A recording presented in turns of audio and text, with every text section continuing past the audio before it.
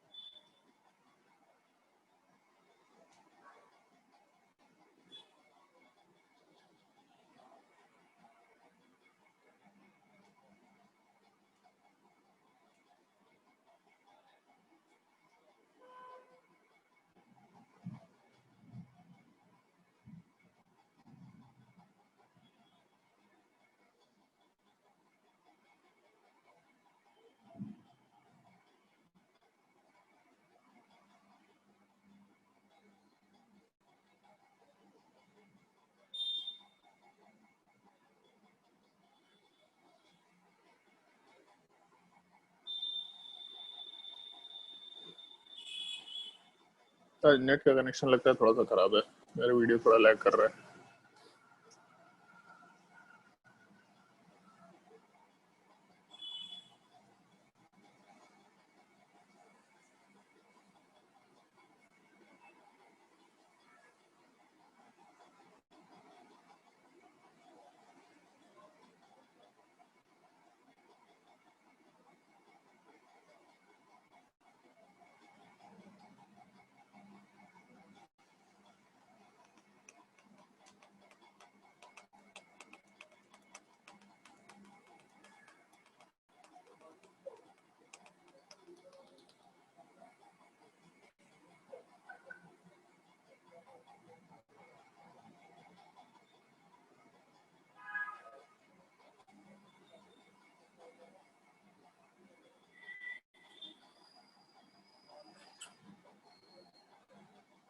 Sir हाँ बोलो। नीचे वाला जो रिएक्शन लिखे एक बार और बता दीजिए, समझ में नहीं आ रहा। उसको समझने का नहीं है, उसको छापने का है। छाप लीजिए। छाप लिया तो बस देखो उसका स्टेप। ऊपर वाला रिएक्शन समझ में आ गया? हाँ ऊपर वाला आ गया सर। क्या समझ में आया उसमें? सर उसमें मतलब जो अल्कोहल ग्रुप है उसका हाइड्रोजन के साथ उसका जो लिविंग ग्रुप है जो रिएजेंट का उसका उसको हटा देना रहता है। फिर से बोले एक बार।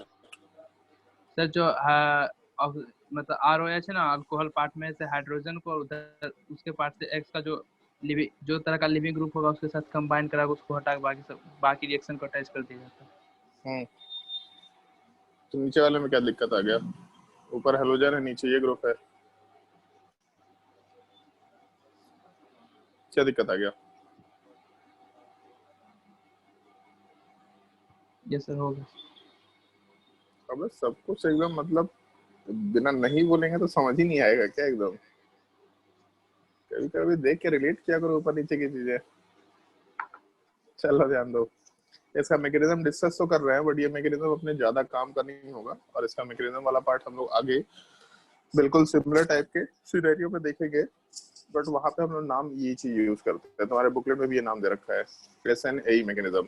जब हम लोग रिएक्शन कंसिडर करते हैं तो रिएक्शन वाले पार्ट में जैसे कि अल्कोहल वाला पार्ट दे रखा, अगर इसका रिएक्शन हम लोग असाइल हैलाइड के साथ कराते हैं तो उस केस में एक स्टेप का ध्यान रखना है, हम लोग पहले डिस्कस कर चुके हैं। जब भी कभी कोई एटम अपने से ज्यादा इलेक्ट्रोनेगेटिव एटम के साथ पाई बॉन्ड से अटैच्ड है, ये पॉइंट हम बहुत बार रिपीट करेंगे।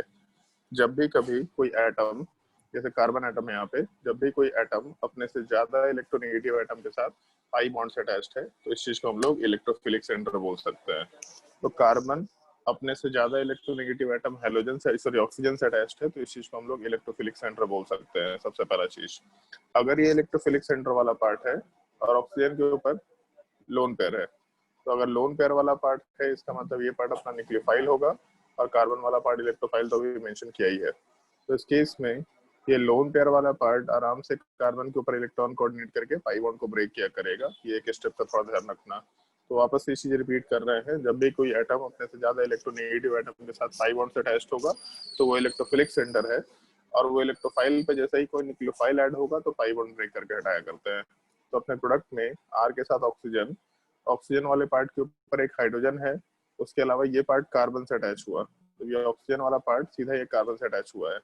तो जैसे इस कार्बन से अटैच हुआ तो कार्बन के ऊपर एक आरडेक्स ग्रुप है, एक हेलोजन ग्रुप है, और जो डबल बॉन्ड ऑक्सीजन था इसके बॉन्ड को ब्रेक किया तो यहाँ पे O माइनस बनेगा। बट अगर OH वाले पार्ट का ऑक्सीजन लोन पेयर कोऑर्डिनेट कर रहा है तो इसके ऊपर प्लस चार्ज भी आएगा, यहाँ पे पॉजिटिव चार्ज मेंशन करते हुए काम कर सकते हैं। मतलब ऑक्सीजन के ऊपर पॉजिटिव चार्ज है ऐसा बोल दिया, कार्बन के ऊपर जो डबल बॉन्ड ऑक्सीजन था उसको O माइनस में कन्वर्ट कर दिया।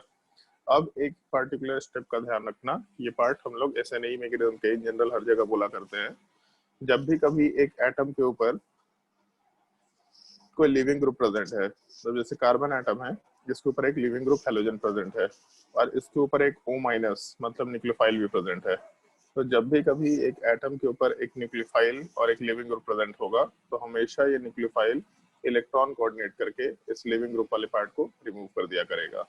फिर से एक बार बोल रहे इस चीज को, जब भी कोई एटम के ऊपर एक लिविंग ग्रुप है और उस पर एक न्यूक्लियोफाइल है तो हमेशा न्यूक्लियोफाइल इलेक्ट्रॉन कोऑर्डिनेट करके लिविंग ग्रुप वाले पार्ट को रिमूव कर दिया करेगा। और जब लिविंग ग्रुप को रिमूव करेगा तब उस केस में हम लोग जो पाई बॉन्ड ब्रेक किए थे वापस से बना देंगे। मतलब प्रोडक्ट वाले पार्ट में आर के साथ ऑक्सीजन है, इसके ऊपर पॉजिटिव चार्ज छोड़ देते हैं, कार्बन वाले पार्ट के ऊपर आर डैश ग्रुप है इसको छोड़ देते हैं, और उसके अलावा जब ऑक्सीजन का नेगेटिव चार्ज इलेक्ट्रॉन कोऑर्डिनेट करेगा तो यहाँ पे फिर से डबल बॉन्ड बनेगा और हेलोजन वाला पार्ट X माइनस के फॉर्म में बाहर निकल के चला जा रहा है, जो हम लोग इलिमिनेशन वगैरह सब में स्टेप्स कंसिडर कर चुके हैं। और ये पॉइंट हम लोग पहले भी डिस्कस कर चुके हैं, जब भी कभी ऑक्सीजन, नाइट्रोजन, इन सब एलिमेंट्स के ऊपर पॉजिटिव चार्ज है और उसके ऊपर H प्लस है, यहाँ पे जब भी कभी ऑक्सीजन, नाइट्रोजन के ऊपर पॉजिटिव चार्ज है और उसके ऊपर मतलब ये हाइड्रोजन वाला पार्ट है, तो वहां से H वाले पार्ट को हम लोग हटा करके आराम से प्रोडक्ट वाले पार्ट में R के साथ oxygen, C double bond O, R dash का फॉर्मेशन कंसिडर करते हुए काम कर सकते हैं। मतलब अपने प्रोडक्ट के फॉर्मेशन के टाइम पे हम लोग आराम से H प्लस को हटा करके उस कंपाउंड को न्यूट्रलाइज कर सकते हैं। तो जो हम लोगों का ऊपर का स्टेप आया था, R के साथ ऑक्सीजन, इसके ऊपर हाइड्रोजन वाला पार्ट था, halogen C double bond O और R डैश, यहाँ से H को हटाया, यहाँ से X को हटाया, प्रोडक्ट वाले पार्ट में आराम से हम लोग इसको हटा करके R के साथ oxygen C double bond O R dash मतलब नीचे वाला प्रोडक्ट बना सकते हैं। इस चीज को हम लोग overall nucleophilic substitution addition followed by elimination SNAE reaction भी बोलते हैं। Substitution, nucleophilic, addition, elimination, overall nucleophilic substitution addition followed by elimination बोल सकते हैं। बट अभी के लिए हम इस मैकेनिज्म के नाम में नहीं जा रहे हैं, इस मैकेनिज्म का नाम हम लोग आगे डिस्कस करेंगे। बस ये मैकेनिज्म थोड़ा ध्यान रखने का होता है। अगर मान लो हम लोग हैलोजन की जगह ईस्टर रखते हैं तो भी कोई दिक्कत नहीं है। अगर यहाँ पे एनहाइड्राइड रखते हैं तो एनहाइड्राइड वाले पार्ट में कार्बन डबल बॉन्ड ऑक्सीजन के साथ OC double bond O R dash होता है। तो यहाँ पे वापस से सेम चीज OC double bond O R dash होता है। ये भी आराम से लिविंग ग्रुप के जैसा हटाया जा सकता था। प्रोडक्ट में हम लोगों को सेम प्रोडक्ट निकलना है, कोई दिक्कत नहीं है। नोट कर लो मैकेनिज्म। मैकेनिज्म अपने ज्यादा काम का नहीं है, रिएक्शन लिखने का तरीका अपने काम का है।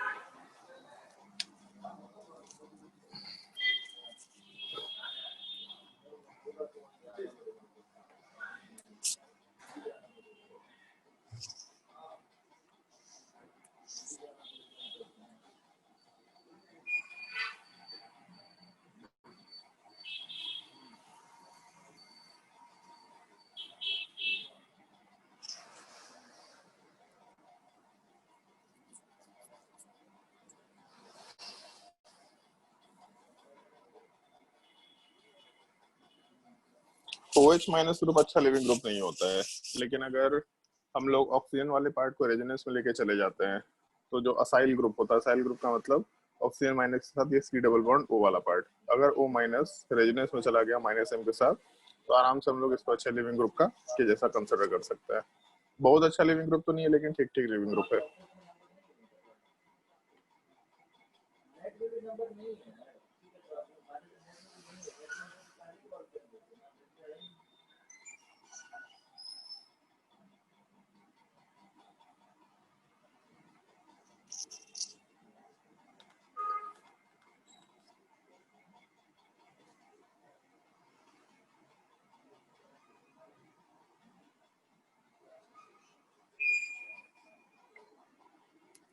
और रिएक्शन लिखने के बाद क्वेश्चन नोट करना, फाइंड द प्रोडक्ट।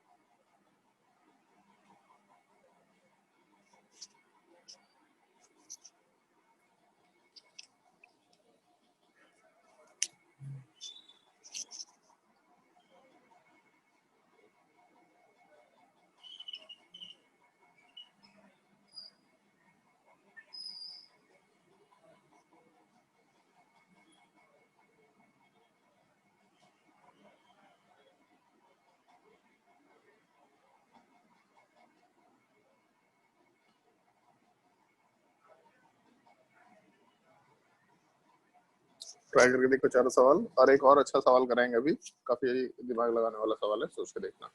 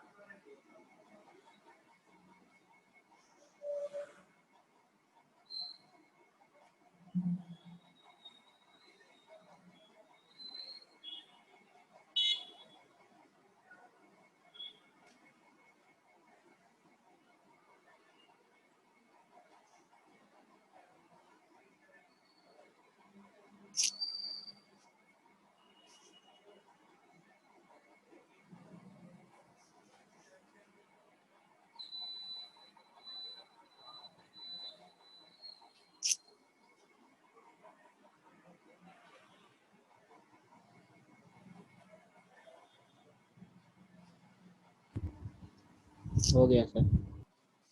एक मिनट।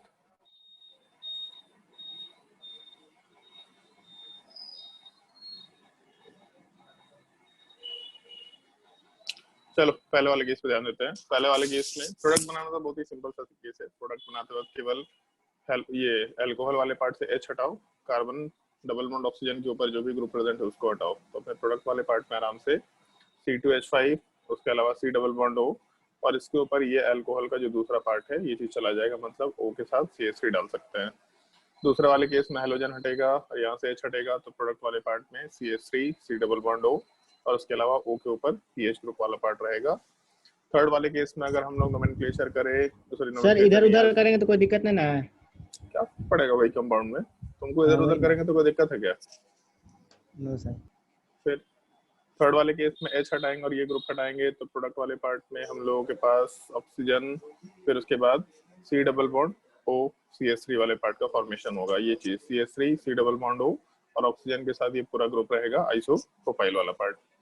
फिर उसके बाद फोर्थ वाले केस में अगर हम लोग रिएक्शन कैरी आउट करेंगे तो ऐसा कुछ रिएक्शन निकल के आना चाहिए हम लोगों के पास।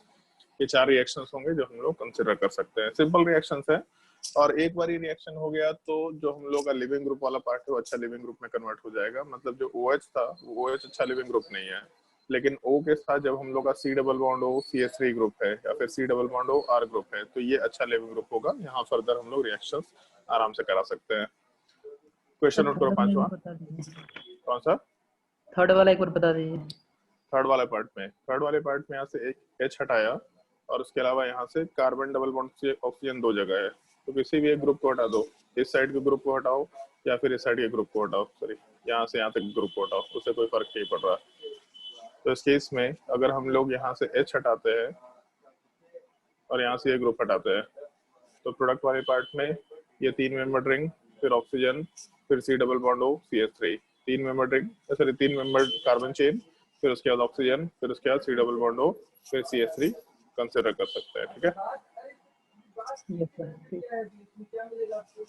ठीक है। फिर उसके बाद हम लोग मान लो एक क्वेश्चन ये ट्राई करके देखते हैं। ट्राई करके देखो सवाल।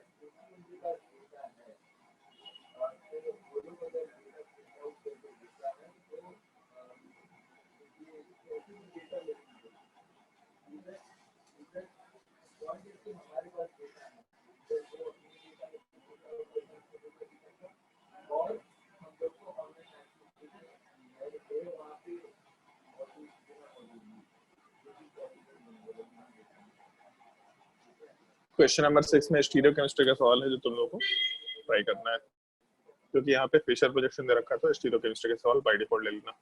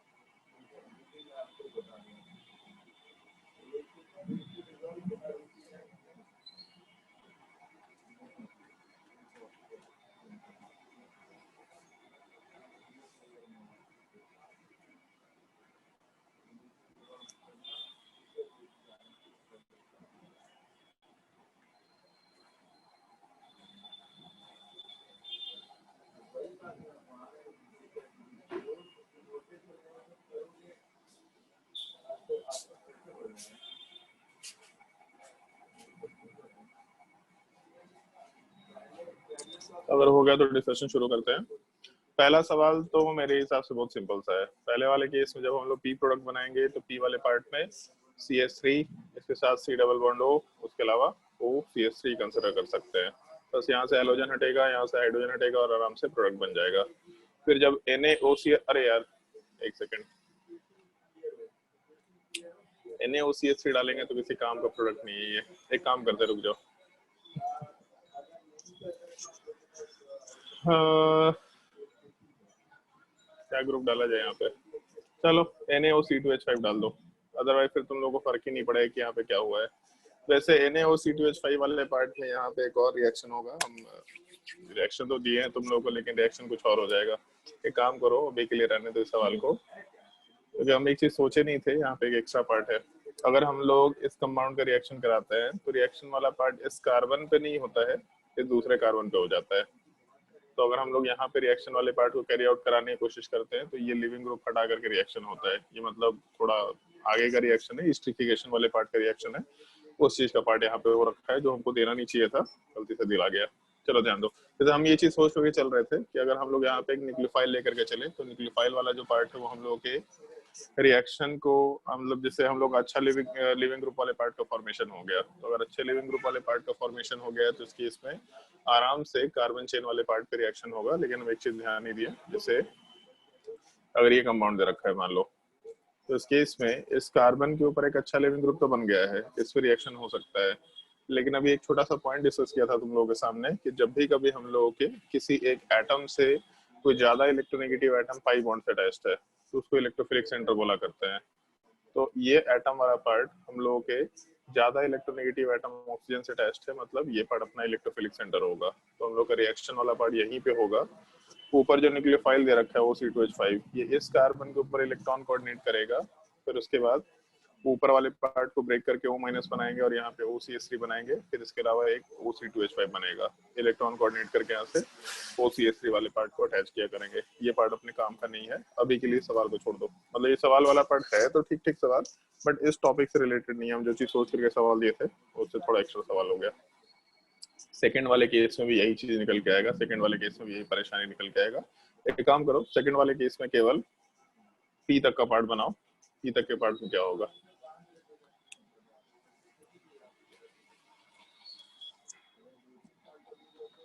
केवल प्रोडक्ट पी तक का पार्ट बनाना है कि उस पी वाले प्रोडक्ट में क्या होगा।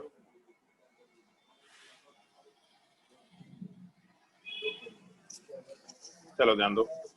जैसे एक चीज तो थोड़ा ध्यान रखना, ये हम लोग पहले भी बोल चुके हैं और वापस इस चीज को हम रिपीट कर रहे हैं। अगर मान लो कि हम लोग का रिएक्शन वाला पार्ट हम लोग कंसिडर करते हैं तो रिएक्शन के कंसिडरेशन में हम लोग हमेशा एक छोटा सा पार्ट कंसिडर करते हुए चलते हैं कि हम लोगों का जिस कार्बन के ऊपर रिएक्शन हो रहा है उस कार्बन पे कॉन्फ़िगरेशन चेंज होगा। तो अगर मान लो कि इन दोनों के रिएक्शन की बात करते हैं तो ऑक्सीजन वाला जो पार्ट है ये पार्ट इस कार्बन से अटैच होता है, यहाँ से हाइड्रोजन हटता है और यहाँ से हेलोजन हटता है। तो अगर ऑक्सीजन का रिएक्शन इस कार्बन से हो रहा तो जिस एटम्स के बीच में रिएक्शन हो रहा है केवल वहीं पे कॉन्फ़िगरेशन चेंज हो पाएगा। ये जो मेरा फिशर प्रोजेक्शन का कार्बन है रेड वाला पार्ट, इस फिशर प्रोजेक्शन के कार्बन पे तो कहीं से कोई वेरिएशन नहीं आ रहा। इस कार्बन पे रिएक्शन नहीं हो रहा, उस पे एक ग्रुप प्रेजेंट है उसके साथ रिएक्शन हो रहा है। इसका मतलब अगर हम लोग प्रोडक्ट बनाएंगे तो फिशर प्रोजेक्शन में ग्रुप का जैसा ओरिएंटेशन है, अरे यार एक सेकेंड,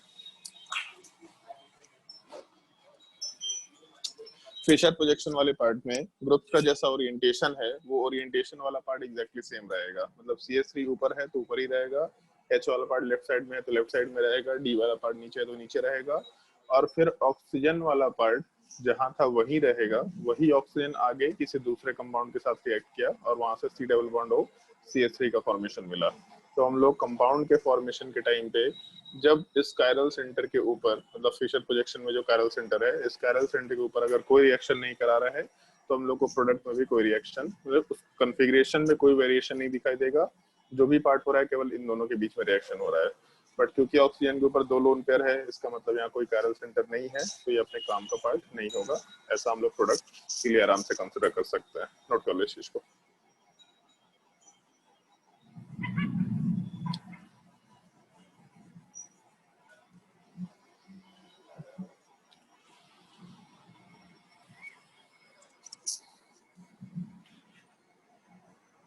और इसको नोट करने के बाद एक छोटा सा पॉइंट और ध्यान रखना, एक और तरीके से सवाल पूछा जा सकता है। जैसे हम लोग इस पूरे रिएक्शन को असाइलेशन तो बोलते हैं।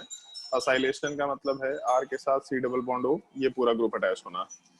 अगर हम लोगों का यही आर वाले पार्ट के जगह पे केवल CH3 वाला पार्ट रहे, तो ये ग्रुप का अगर हम लोग एडिशन कराना चाहेंगे तो इस चीज को हम लोग असाइलेशन नहीं बोलते। असाइलेशन बोल सकते, कोई दिक्कत नहीं है, लेकिन इसको ज्यादा प्रिसाइजली एसिटाइलेशन बोला जाता है। मतलब हम लोग का जो वर्ड है वो असाइलेशन ना होकर के एसिटाइलेशन हो जाएगा।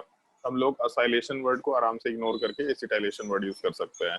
तो एसिटाइल ग्रुप का एडिशन कहीं कहीं पे देखना है, जैसे एसीटोन है तो एसीटोन का मतलब होता है CH3 C double bond O CH3, तो ये ग्रुप एग्जिस्ट करता है। एसिटिक एसिड में भी ये ग्रुप एग्जिस्ट करता है। एसिटल डिहाइड वाले पार्ट में भी ये ग्रुप एग्जिस्ट करता है। एसिटोफिनोन, क्या बोलते हैं, एसिटामाइड, हर जगह पे CH3 C double bond O group exist करता है। तो इस चीज को हम लोग एसिटाइल ग्रुप आराम से बोल सकते हैं। अगर हम लोग इस एसिटाइल ग्रुप का एडिशन करा रहे हैं तो इस चीज को हम लोग एसिटाइलेशन बोल सकते हैं ज्यादा प्रिसाइजली। और एक छोटा सा कंसिडरेशन यहाँ पे है केवल, जैसे मान लो एक कंपाउंड के अंदर एक अल्कोहल वाला पार्ट था, एक OH, तो एक अगर OH था तो हम लोग के रिएक्शन वाले पार्ट में हम लोग जब इसका असाइलेशन कराए या एसिटाइलेशन कराए तो एक H हटा, एक हेलोजन हटा और एक एसिटाइल ग्रुप आराम से ऐड हो गया।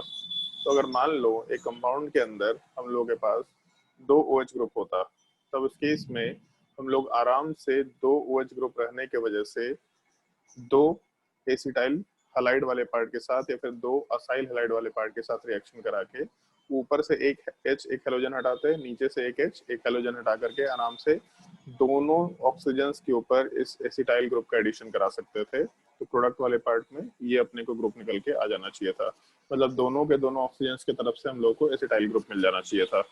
तो हम लोग का जो एसिटाइलेशन वाला पार्ट है, वो एसिटाइलेशन वाले पार्ट के केस में हम लोग आराम से ये चीज कंसिडर कर सकते हैं कि एक अल्कोहल में जितने OH ग्रुप है उतने OH ग्रुप पे हम लोग एसिटाइलेशन करा के प्रोडक्ट बना सकते हैं। और कभी कभी ऐसा एक भारी टाइप का सवाल पूछा जा सकता है, और ये सवाल पूछना चाहिए तो नहीं क्योंकि थोड़ा बड़ा सवाल है, लेकिन पूछने में कोई दिक्कत नहीं है। ये चीज एडवांस में आ चुका है, मेंस में आ चुका है, एम्स के सवाल में आ चुका है, तो इसलिए पूछने में कोई दिक्कत नहीं है कि हम लोग का एक अननोन अल्कोहल है, उस अननोन अल्कोहल का रिएक्शन हम लोग एसिटाइल क्लोराइड के साथ कराए तो उसका मोलर मास चेंज हो गया।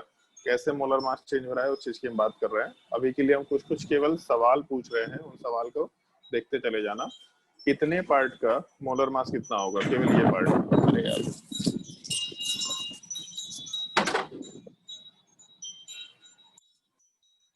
बहुत आंधी चल रहा है भाई। इतने पार्ट का मोलर मास कितना होगा? ये जो ग्रुप दे रखा है CH3 C double bond O, इतने का मोलर मास क्या होगा?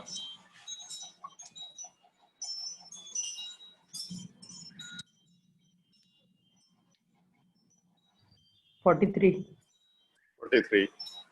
तो अगर मान लो कि हम लोग इस अल्कोहल में एसिटाइलेशन कराए, तो एसिटाइलेशन कराने के टाइम पे एक चीज सोच के देखो कि हम लोग का जो प्रोडक्ट बन रहा है उस प्रोडक्ट वाले पार्ट में ऐसा लिख रहे हैं हम लोग, R के साथ ऑक्सीजन, ऑक्सीजन के साथ C double bond O CH3।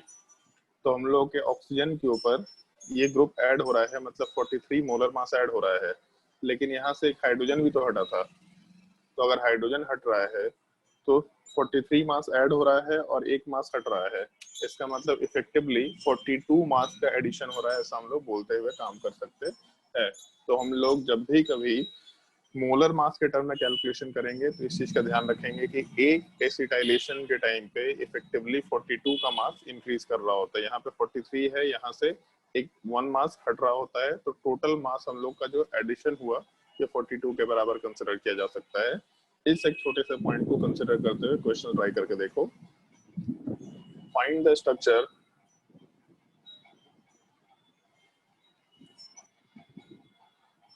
of an unknown compound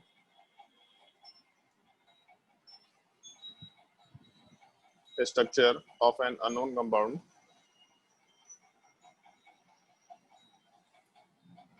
C3H8O3। Molar mass कितना हो जाएगा इसका? C3H8O3।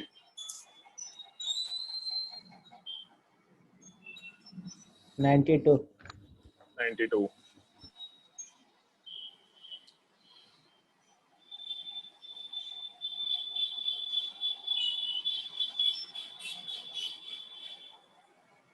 which undergoes acetylation with excess acetyl chloride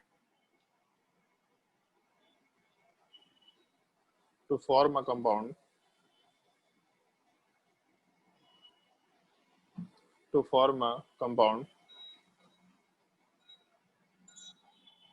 having molar mass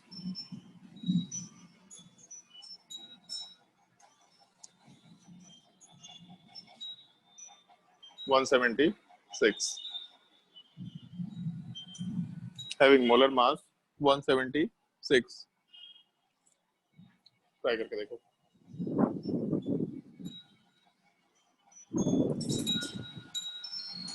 गजब आंधी आ रहा है यार, क्या हो गया भाई इस बार? तबाही का मंजर फैला हुआ। सुन रहे, ये भागलपुर में सुन रहे हैं कि 10 दिन से आंधी चल रहा है।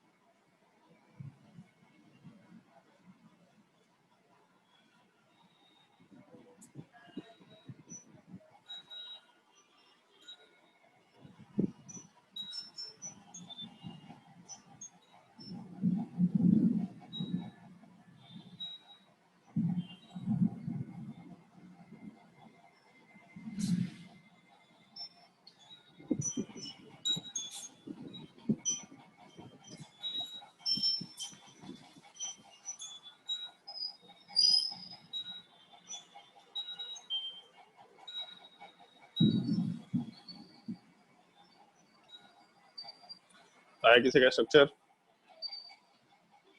जो दिमाग में आ रहा है ट्राई करके देख सकते हैं।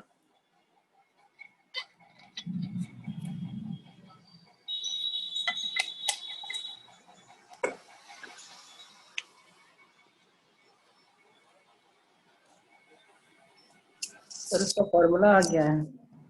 फॉर्मूला आ गया है? फॉर्मूला क्या करेंगे, चार डालेंगे फॉर्मूले का हम।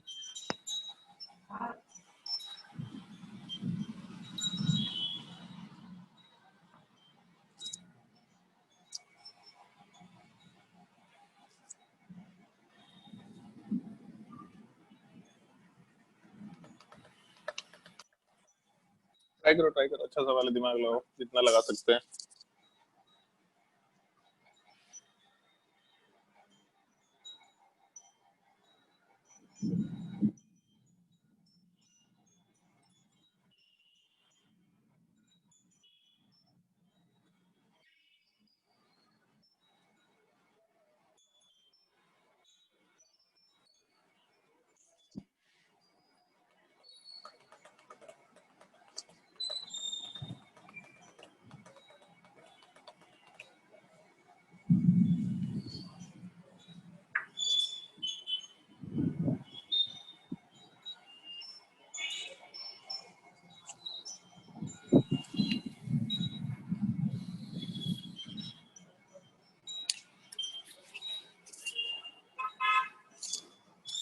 आया भाई किसी का आंसर?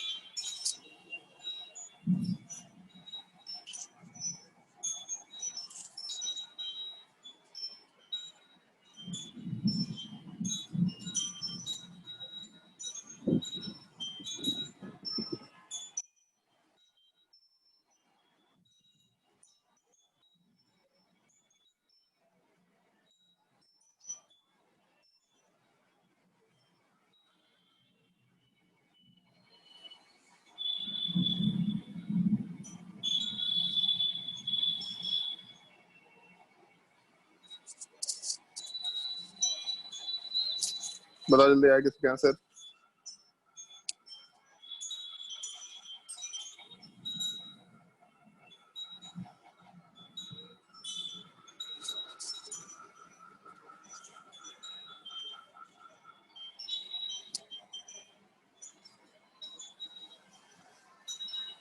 किसी का आंसर नहीं आया? अरे चलो ध्यान दो।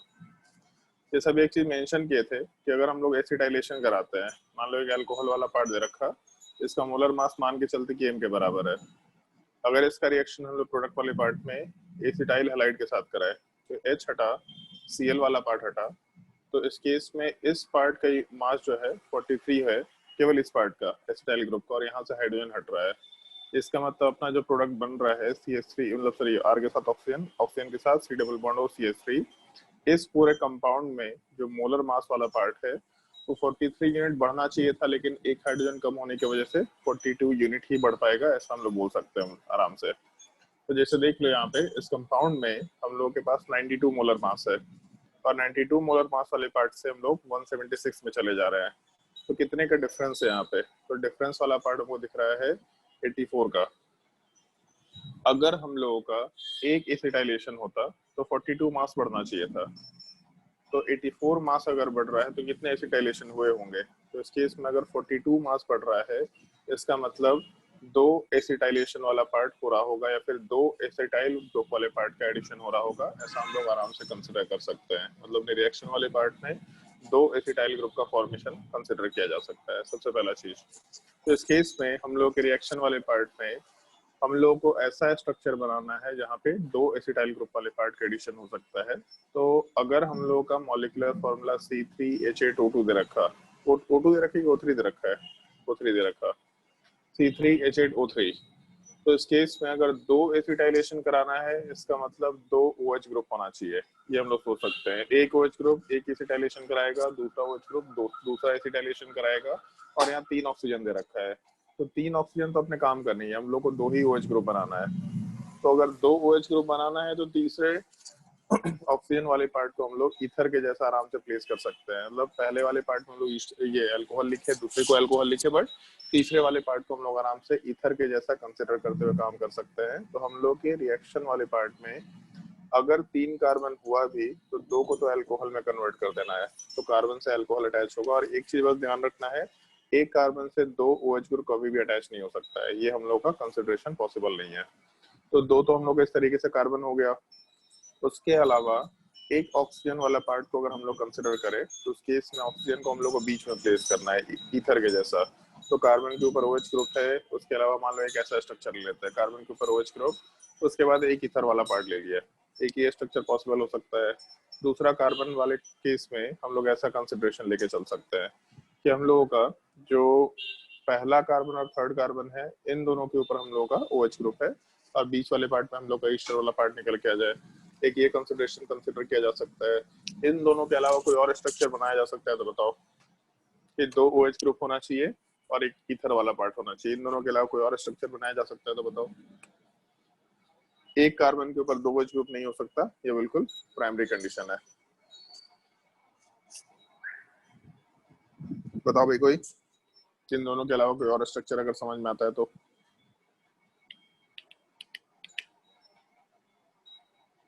और अगर स्ट्रक्चर बनाना है तो इस तरीके से बना सकते हैं कि मान लो 3 कार्बन है, अब हम लोग को 2 OH सर, ग्रुप डालना है और तीनों एक ईथर कार्बन वाला पार्ट। बोलो। ईथर वाला पार्ट बनाना जरूरी है सर? ईथर वाला पार्ट नहीं बनाएंगे तो क्या बनाए उसके बदले? अगर तीनों कार्बन पे OH ग्रुप डाले तो? अबे गधा आदमी, इसका क्या मतलब समझाई? इसका क्या मतलब समझाए? 2 OH, 2 ये बोला ना OH। कि दो एसिटाइलेशन है तो 2 OH ग्रुप बना सकते हैं मैक्सिमम। 3 कहाँ से बनाने लग गया? इसके अलावा कोई और स्ट्रक्चर जिसमें 2 OH और ईथर वाला पार्ट हो, कोई भी एक स्ट्रक्चर जो दिमाग में आता हो। एक ये स्ट्रक्चर हो सकता है, ये पॉसिबल दिख रहा है। ये जो मान लो हम लोग का लास्ट वाला स्ट्रक्चर है, इसी को कंसिडर करते हैं। ये भी तो पॉसिबल हो सकता है कि हम लोग ऐसा स्ट्रक्चर बनाते हैं, काम कर सकते हैं। जैसे मान लो कि हम लोग का 3 कार्बन है, तो 3 कार्बन में एक अब 3 कार्बन अगर दे रखा है तो किसी दोनों में से किसी एक ही के बीच में हम लोग इस चीज को डाल सकते हैं। अब इसके बाद जब OH ग्रुप को डालना है तो पहले एक OH ग्रुप यहाँ डाला, दूसरा OH ग्रुप यहाँ पे डाला। दूसरी पॉसिबिलिटी में हम लोग एक OH ग्रुप को इधर डाले, दूसरा OH को बिल्कुल लास्ट में डाले। और तीसरी पॉसिबिलिटी हम लोग दोनों के दोनों OH ग्रुप वाले पार्ट को राइट साइड में डाल दिए। तो ये 3 टोटल पॉसिबल स्ट्रक्चर हो सकते हैं। मतलब यहाँ पे तीसरा एक और स्ट्रक्चर हो गया, एक ये स्ट्रक्चर हो गया, एक ये स्ट्रक्चर हो गया, और तीसरा ये स्ट्रक्चर भी कंसिडर कर सकते हैं। तो टोटल 3 पॉसिबल स्ट्रक्चर्स हैं। इन तीनों कंपाउंड में अगर हम लोग एसिटाइलेशन कराएंगे तो एक OH ग्रुप एसिटाइलेशन में जाएगा, दूसरा OH ग्रुप एसिटाइलेशन में जाएगा, बट जो ईथर वाला ग्रुप है ये एसिटाइलेशन में नहीं जाएगा। ये हम लोग का जैसा है एग्जैक्टली वैसे का वैसे ही रहेगा, ऐसा हम लोग आराम से बोल सकते हैं। तो 3 स्ट्रक्चर्स पॉसिबल हैं, तीनों का थोड़ा ध्यान रखना है। ये बहुत भारी टाइप का सवाल है जो तुम लोगों को नहीं पूछने का है, क्योंकि पहले तो एक तो मोलर मास के बेसिस पे ये डिसाइड करो कि कितना एसिटाइलेशन होगा, फिर ये भी डिसाइड करो। हाँ, ये सवाल पूछा जा सकता है, ये पूछा गया भी है कि अगर मोलर मास बढ़ करके इतना हो गया तो कितने अल्कोहल ग्रुप होंगे। ये चीज पूछा जा सकता है। तो मोलर मास के हम लोग बेसिस पे डिसाइड कर पा रहे हैं कि 2 अल्कोहल ग्रुप है। स्ट्रक्चर बनाने का पार्ट तुम लोगों को नहीं पूछना चाहिए, बट ठीक है, स्ट्रक्चर बनाने का एक क्वेश्चन तुम लोग को आना चाहिए। नोट करो इस चीज को।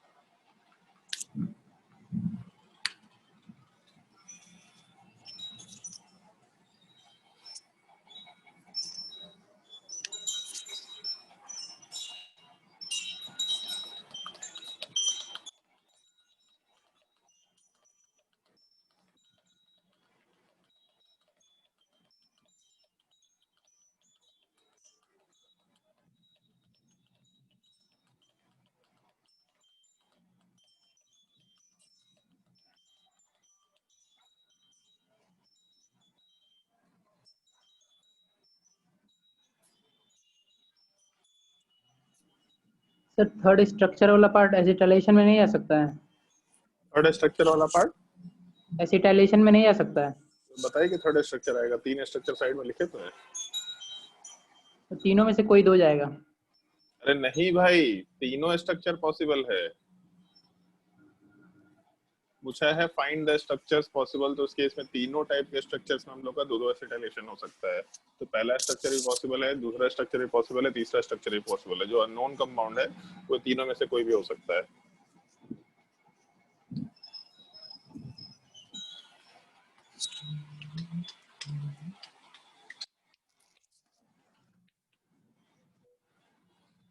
और इसको नोट करने के बाद फिर नेक्स्ट हेडिंग डालना, रिएक्शन विद टोसाइल क्लोराइड।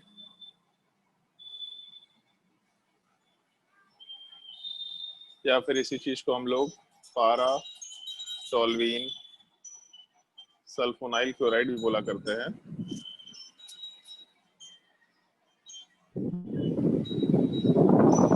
पारा टोल्वीन सल्फोनाइल क्लोराइड। और स्ट्रक्चर कुछ इस टाइप से है। तो इंजीनियरिंग वाले पार्ट में टोल्वीन का मतलब हो गया CH3, और इसके पारा पोजीशन पे हम लोग को सल्फोनाइल क्लोराइड चाहिए।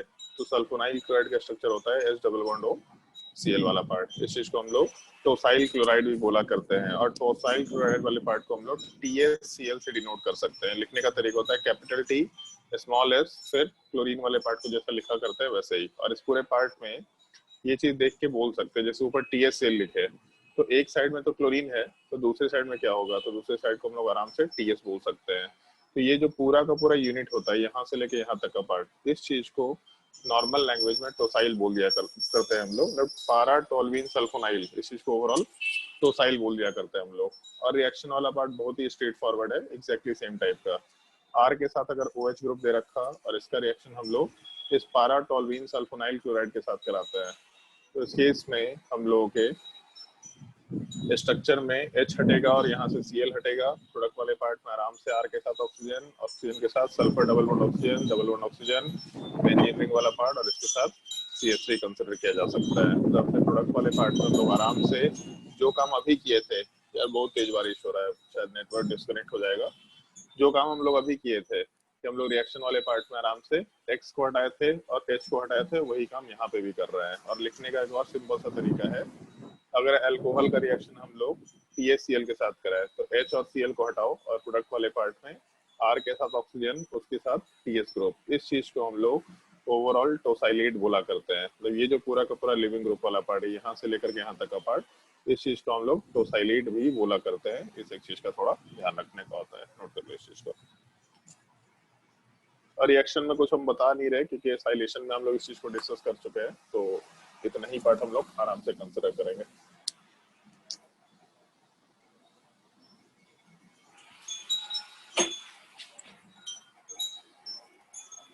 नेटवर्क बचा है तुम लोग का? सुधांशु, चंदन, आवाज आ रहा है clearly? Yes sir. Yes sir. ठीक है, देखते हैं कब तक आवाज आता है। मतलब खत्म ही है टॉपिक है ये वाला पार्ट, इसका थोड़ा सा ही पार्ट बाकी है।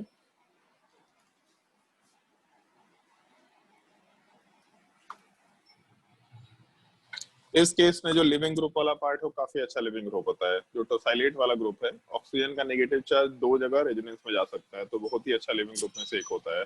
और अगर बहुत अच्छा लिविंग ग्रुप है तो आराम से हटने की टेंडेंसी में रहेगा, कहीं कोई दिक्कत नहीं है।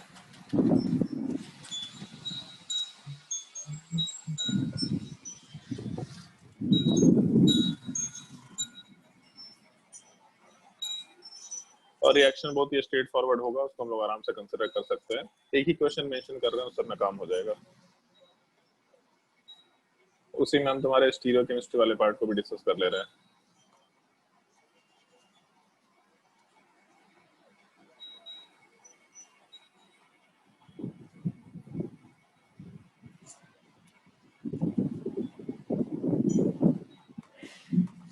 इस कंपाउंड में स्टीरियोकेमिस्ट्री बताना है, P में क्या होगा और Q में क्या होगा। इधर कुछ नहीं दे रखा, मतलब CH3 है।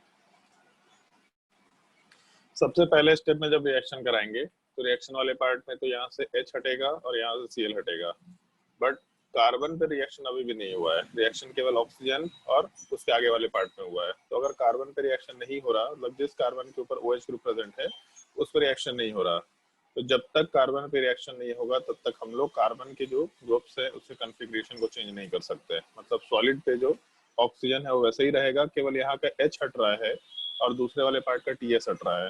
तो इसको जब यहाँ से हटा रहे हैं हम लोग तो प्रोडक्ट वाले पार्ट में OTS सॉलिड पे था, OH वाला पार्ट तो सॉलिड पे ही OTS निकल के आएगा।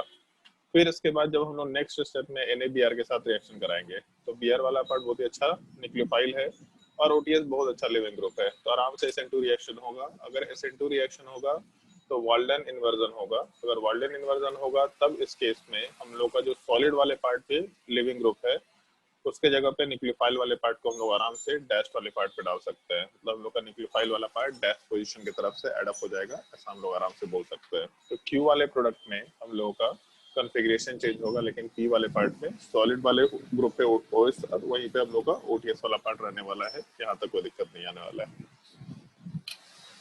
यहाँ तक के पार्ट में अगर किसी को डाउट है तो बताओ, और अगर डाउट नहीं है तो फिर हम लोग आज के लिए क्लास यहीं पे एंड कर रहे हैं।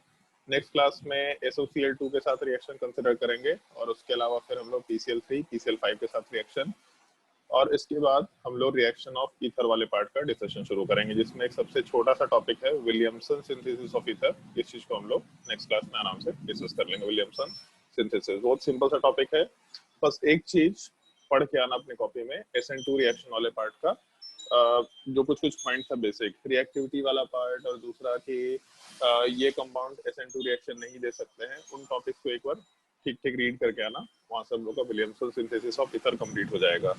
अगर टाइम मिलेगा तो नेक्स्ट क्लास में फिर हम लोग रिएक्शंस ऑफ ईथर की भी बात करेंगे, और रिएक्शंस ऑफ ईथर वाले पार्ट में हम लोग का बस एक ही रिएक्शन है, सॉरी 2 रिएक्शन है, रिएक्शन विद हाइड्रोजन हैलाइड और रिएक्शन विद वाटर। इन दोनों के अलावा हम लोग के ईथर वाले पार्ट में और कोई तीसरा रिएक्शन नहीं हो पाता है। ये हम लोग का टॉपिक ईथर वाला पार्ट आराम से कंप्लीट हो जाएगा। तो नेक्स्ट क्लास में कंटिन्यू करते हैं। आज के लिए कोई होमवर्क नहीं है, ज्यादा कुछ पढ़ाने को था नहीं इसमें, तो इसमें कुछ होमवर्क नहीं दे रहे। नेक्स्ट क्लास में आराम से होमवर्क देंगे हम लोग। कोई डाउट है किसी के तो आराम से पूछ सकता है।